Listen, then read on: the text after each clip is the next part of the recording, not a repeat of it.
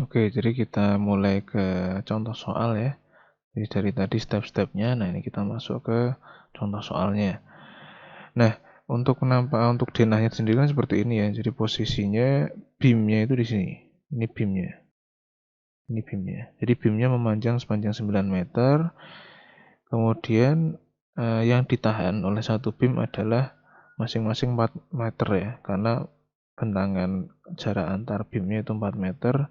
Jadi satu satuan balok itu menahan 2 meter 2 meter kanan kiri. Jadi 4 meter satu balok. Nah, oke, jadi posisinya dia adalah beban seragam dengan lebar 4 meter. Untuk beban permanen, ini adalah berat sendirinya. Berat sendiri dari si besi, dari si baja itu 2,54 kN per meter. Kemudian dari komposit beamnya 1,3. Nah, ini kita kalikan bentangannya. Ini satuannya per meter persegi. Kita kalikan 4 masing-masing karena jangkauan dari masing-masing balok adalah 4. Ketemu sekian. Ini kalau dijumlah nanti 15,4 ya. 15,4 kemudian jadi ini kalau dijumlah itu 15,4. Kemudian ini adalah beban hidup ya. Beban hidupnya pada di atas komposit beam itu 6,2 dikalikan dengan 4, maka sepanjang balok kita akan mendapatkan nilai 24,8. Nah, kemudian untuk berat berat sendiri dengan termasuk fire protection. Jadi fire protectionnya kan pakai beton ya, karena dia seperti ini. Dia beam. Nah, ini ada betonnya di sini nih. Seperti ini. Nah, berat sendiri si balok ditambah dengan fire protectionnya itu adalah 22 ini, 22,2 kN per meter. Jadi ini kita tambahkan ke sini, karena tadi kan sudah berat sendiri per meter ya, 15,4 yang tadi ditambahkan dengan 2,2. Nah, ini dikalikan dengan 1,35, ini adalah faktor beban. Kemudian untuk yang beban variabel itu 24,8 ya, ini sini dikalikan 1,5.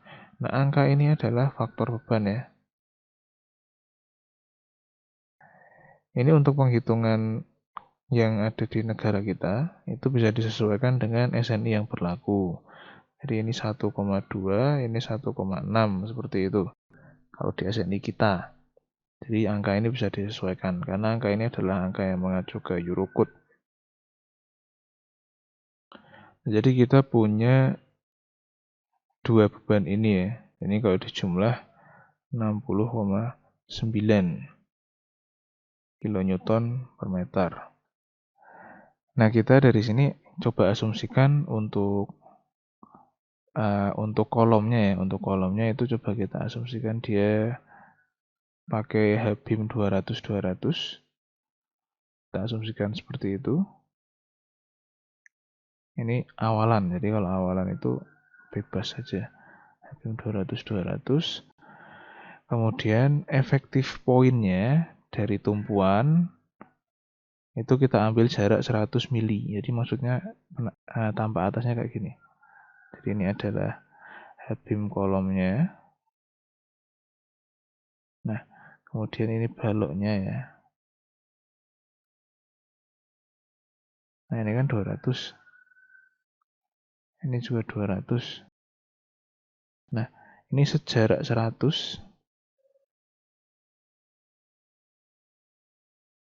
Ini adalah posisi tumpuan efektifnya. Itu bekerjanya di sini. Kita asumsikan seperti itu. Jadi panjangnya bentangan baloknya, karena tadi kan panjang baloknya kan 9 meter ya. 9 meter dikurangi 4 kali 0,1. Jadi kita dapatkan nilai panjang bentangannya 9 dikurangi 4 kali 0,1. 0,1 dari sini itu kita dapatkan nilai 8,6 meter. Jadi bentangannya untuk yang momen, jadi momen ini kan di momen ini kan kita menghitung untuk balok saja ya. Jadi kita hitung balok ini bekerja menumpu pada kolom. Nah, efektifnya itu 8,6 meter ini. Nah, setelah itu untuk L-nya berarti 8,6 ya. Nah, kita sudah punya berat 60,9 tadi, beban dan berat sendiri dan lain sebagainya itu sudah kita hitung di sini 60,9, sudah ada load faktornya. Kemudian kita kalikan dengan panjangnya bentang. Jadi ini adalah 1/8 QL kuadrat. Kita dapatkan nilai momennya. Di tengah bentang itu momen maksimumnya sebesar 563 kN. Ini untuk momennya.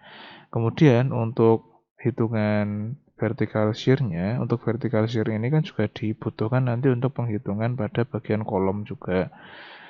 Karena hal itu, maka kita kalkulasikan panjangnya kolom ini adalah 9 meter. Jadi kalau yang balok tadi, ketika kita menghitung lentur itu hanya untuk si balok saja, jadi kita hitung efektifnya. Sedangkan kalau untuk geser, karena geser ini kita butuhkan juga untuk menghitung di bagian kolom nantinya, jadi kita hitungnya full bentangan, jadi 9 meter. Sehingga untuk vertical shear-nya bisa dihitung dengan bebannya Q ya, Q dikali L/2, ketemu 274 kN. Nah, berikutnya kita asumsikan menggunakan baja dengan FY 355 MPa, kemudian unpropped construction atau tanpa perancah ya. Kemudian kita asumsikan juga betonnya ini menggunakan agregat yang ringan, lightweight agregat konkrit. Nah, setelah itu kita sudah menetapkan material-materialnya dan asumsinya. Kita bisa mengambil salah satu dari referensi untuk menetapkan nilai HA dan AA. Kita ambil rasio bentangan terhadap kedalaman atau ketinggian, span to depth-nya, rasionya kita ambil yang low nilainya yaitu 16. Kita estimasi dulu, kita coba ambil 16. Nah, dengan kita asumsi ini, kita bisa mendapatkan nilai HA. Nah, kalau misalkan nanti salah ya tidak apa-apa, kan namanya juga estimasi. Dari bentangan 8,6 meter kita konversi ke mili, dibagi 16, dapatkan nilai 537 mm. Untuk slabnya, kita asumsikan 150 mm. Jadi, untuk HA-nya, untuk ketinggian steelnya, sisanya berarti 537 kurangi 150 dapatkan nilai 387. Dari 387 dan 537 ini dan 150 ini kita bisa menghitung nilai untuk AA-nya. Jadi 563 tadi ya.